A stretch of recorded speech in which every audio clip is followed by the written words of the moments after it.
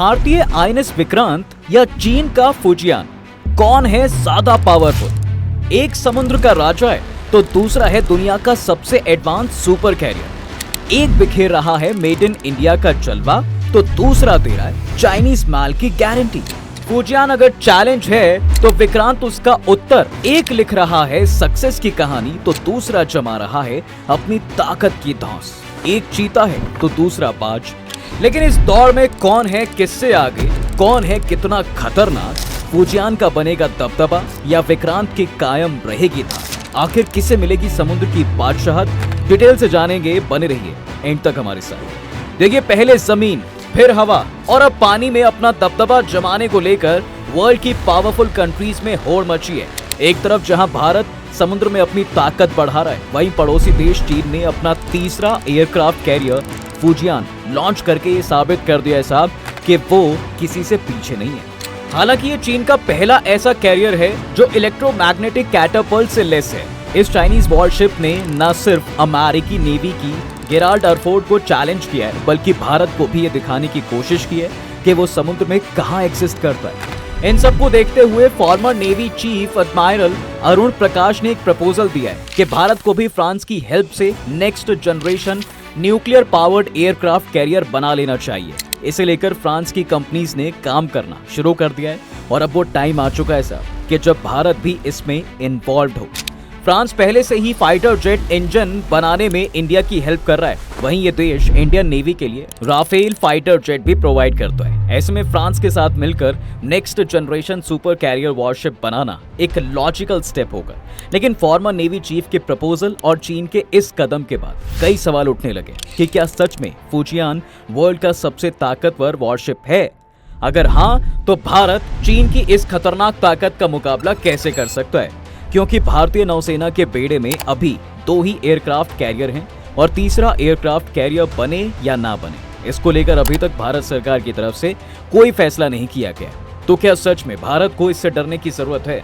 इस बात को प्रूव करने के लिए हमें इंडिया के पॉपुलर कैरियर आईएनएस विक्रांत और चाइना के फुजियान के बारे में डिटेल से जानना पड़ेगा कि कौन कितना पावरफुल है। लेकिन उससे पहले ये जानना भी जरूरी हो जाता है कि एयरक्राफ्ट कैरियर या वॉरशिप होता क्या है। तो आपको बता दें कि एयरक्राफ्ट कैरियर समुद्र में चलता फिरता एयरपोर्ट होता है। अलग अलग तरीके के प्लेन्स इस शिप के डेक पर उतर सकते हैं, उड़ सकते हैं, फ्यूल भर सकते हैं। इतना ही नहीं, इस पर प्लेन्स को हथियारों से लेस किया जा सकता है। इससे समुद्र में काफी दूर तक एयर कैपेबिलिटी को मेंटेन किया जा सकता है। इतना ही नहीं, दुश्मन के इलाके में नेवल ब्लॉकेज लगाने में भी कैरियर शिप काफी हेल्पफुल है। 1971 के युद्ध में भारत ने आईएनएस विक्रांत के जरिए बंगाल की खाड़ी में नेवल ब्लॉकेज लगाया था। एक्चुअली एक ऐसा वॉरशिप होता है जहां से प्लेन्स को ऑपरेट किया जा सकता है। इसका यूज बेसिकली किसी देश की नेवी वॉर से जुड़े कामों के लिए करती है। मैरीटाइम सिक्योरिटी के लिहाज से वॉरशिप काफी इंपॉर्टेंट होती है और भारत में ये जगह आईएनएस विक्रांत की है।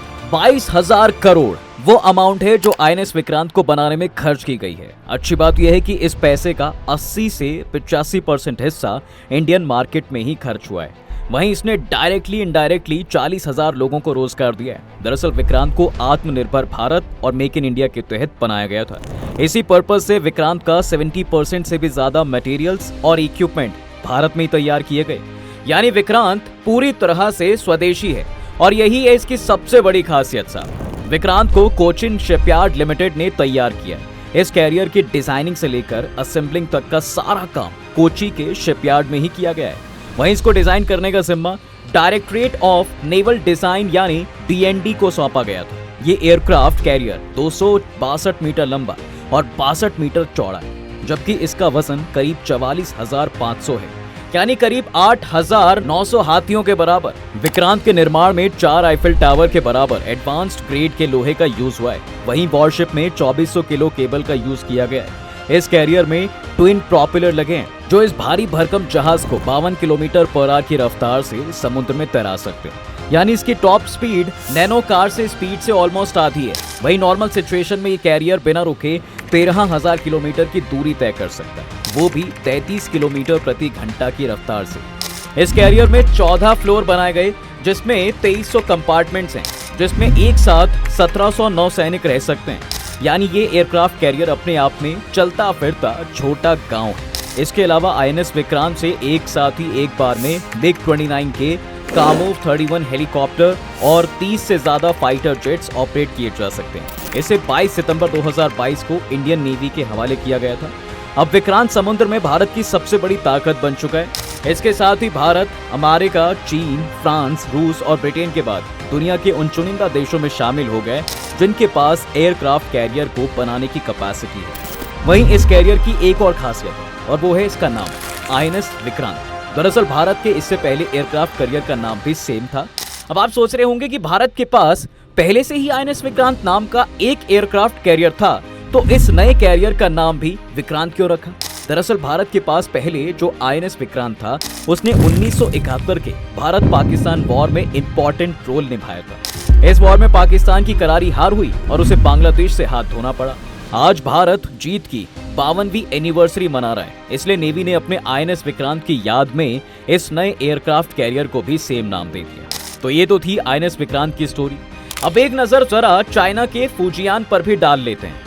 देखिए, फुजियान को हाल ही में ट्रायल के लिए समुद्र में उतारा गया है। इसका नाम चीन के फुजियान प्रांत के नाम पर रखा गया है। ये चाइना का तीसरा और दुनिया का सबसे एडवांस सुपर कैरियर है, जिसे अगले साल चीन की नेवी में शामिल किया जाएगा।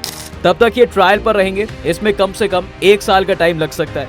फर्स्ट स्टेप में पावर, नेविगेशन और कम्युनिकेशन सिस्टम्स की टेस्टिंग की जाएगी। वहीं सेकेंड स्टेप के बारे में अभी कुछ कहा नहीं जा सकता। ये चीन का पहला कैटोबार एयरक्राफ्ट कैरियर है। कैटोबार का मतलब है साहब कि इसके फाइटर जेट एक गुलेल जैसे डोर की हेल्प से टेक ऑफ और लैंड करेंगे।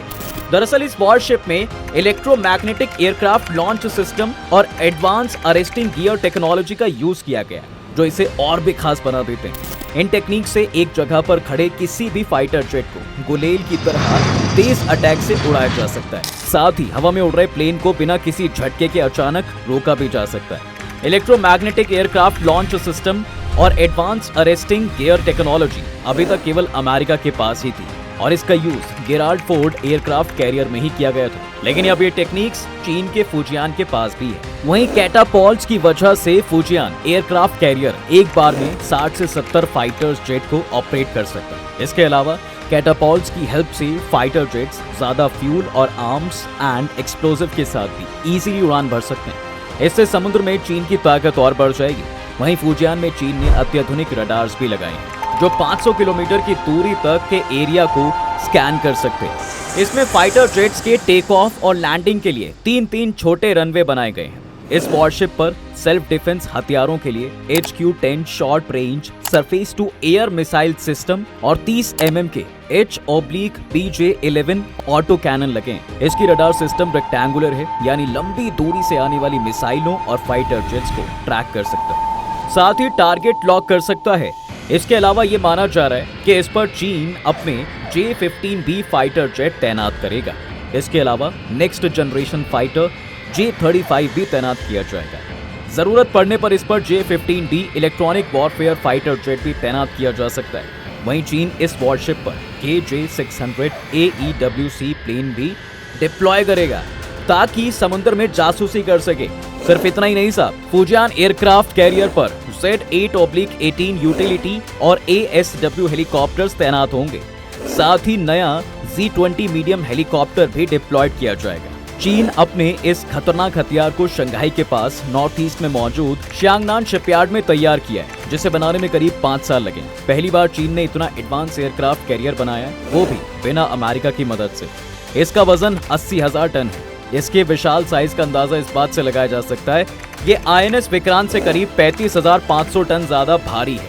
ये एयरक्राफ्ट कैरियर 300 मीटर लंबा, 78 मीटर चौड़ा है और 249 फीट ऊंचा, यानी लंबाई और चौड़ाई के कंपैरिजन में ये अमेरिका के सबसे modern aircraft carrier USS Gerald R Ford के बराबर है, जो अब भी दुनिया का सबसे बड़ा एयरक्राफ्ट कैरियर वॉरशिप है। बता दें कि USS गेराल्ड आर फोर्ड 22 जुलाई 2017 को अमेरिकी नौसेना में कमीशन किया गया था।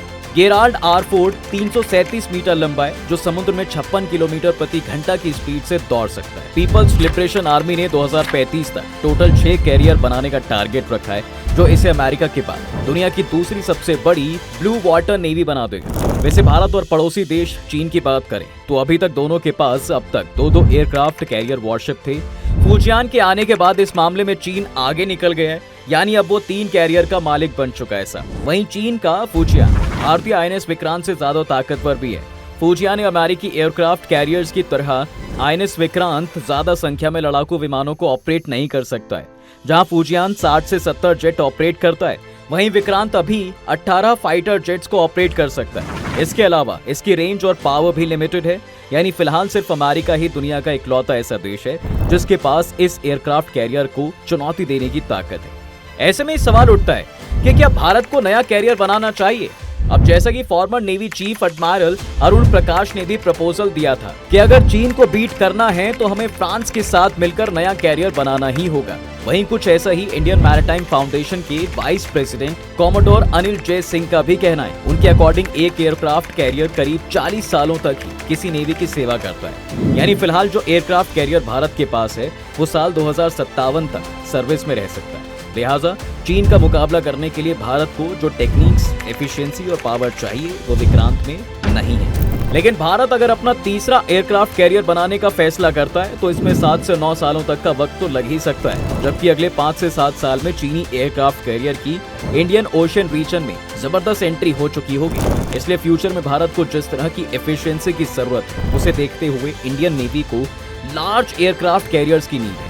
भारत के पास फिलहाल 2 एयरक्राफ्ट कैरियर हैं, जिनमें से आईएनएस विक्रांत को भारत ने स्वदेश में तैयार किया है और भारत नौसेना दूसरे स्वदेशी एयरक्राफ्ट कैरियर का निर्माण करना चाहती है, क्योंकि रूस में बना एयरक्राफ्ट कैरियर एडमिरल गोर्शकोव, जिसे आईएनएस विक्रमादित्य नाम दिया गया है, उसका जीवन भी समाप्त होने वाला है। दूसरी तरफ फ्रांस जिस न्यूक्लियर एयरक्राफ्ट कैरियर PANG को बनाने जा रहा है वो अपने प्रीसीडिंग चार्ल्स डी गॉले से बड़ा और ज्यादा पावरफुल होगा, जिसका वजन करीब 75,000 टन रखा जाएगा, यानी फुजियान से महज 5,000 कम है। वहीं ये फ्यूचर के कॉम्बैट एयर सिस्टम यानी 30 नई पीढ़ी के समुद्री वेरिएंट को ले जा सकता है, जिसमें नई पीढ़ी के फाइटर एयरक्राफ्ट और रिमोट कैरियर व्हीकल्स इंक्लूड होंगे। जी हाँ, हालांकि भारत रूस की मदद से न्यूक्लियर एनर्जी से चलने वाली सबमरीन्स बनाने में कैपेबल हो गया है, लेकिन कम से कम 60,000 टन के वॉरशिप्स के निर्माण के लिए रिएक्टर बनाना एक अलग खेल है। वहीं आईएनएस विक्रमादित्य और आईएनएस विक्रांत दोनों डेक बेस्ड फाइटर्स को उड़ाने के लिए पुराने स्काई जंप टेक्निक का यूज करते हैं, जबकि नए aircraft carrier electromagnetic aircraft launch system के साथ आ रहे हैं। ये कॉम्प्लेक्स टेक्नोलॉजी लॉन्च स्पीड पर आसानी से कंट्रोल कर सकती है, यानी हैवी प्लेन्स के लिए परफेक्ट होते हैं। लिहाजा अगर भारत को फ्यूचर में चीन का मुकाबला करना है तो साहब भारत को न्यूक्लियर एयरक्राफ्ट कैरियर बनाना होगा। दोस्तों, आपको इसके बारे में क्या कहना है? कमेंट जरूर करें। वीडियो को लाइक, शेयर और सब्सक्राइब करना चैनल को बिल्कुल ना भूलें।